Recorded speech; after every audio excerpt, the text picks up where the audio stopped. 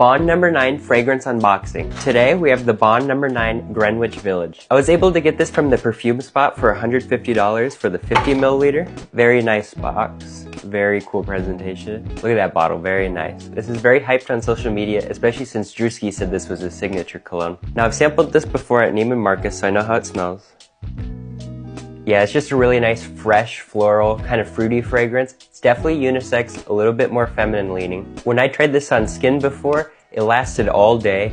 Not a whole lot of projection, but I'm not sure I would really want it to. When I first wore this, I pictured myself on like the coast near San Diego. That's just the type of vibe that I got from it. This is the first fragrance I've tried that kind of made me feel a certain way.